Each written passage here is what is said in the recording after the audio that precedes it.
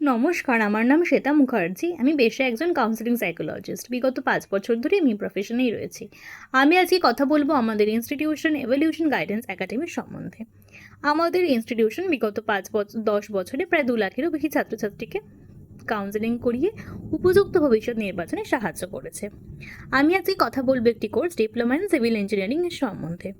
কোর্সের eligibility criteria ক্যান্ডিডেটকে অবশ্যই 10 অথবা 12-এর এক্সাম পাস করতে হবে এবং সেই এক্সামটিতে 50% মার্কস পেতে হবে।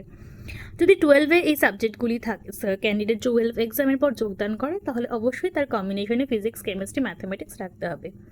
কিছু এন্ট্রান্স এক্সাম যেমন দিল্লি সিইটি বা এপি জেডাবলই, এই এন্ট্রান্স এক্সামগুলি তাকে দিতে হবে। কোর্সটি ডিউরেশন 3 বছর।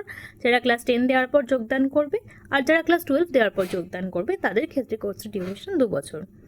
কোর্সটি শেষের পরে ক্যান্ডিডেট যে জব রোলগুলিতে যোগদান করতে পারবে তা হলো estimator, draftsman, construction supervisor, site engineer, quality control inspector, survey technician, assistant manager, executive manager.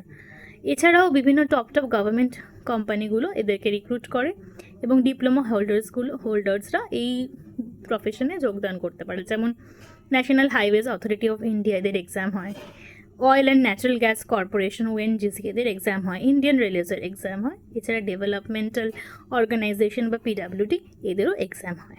ধন্যবাদ।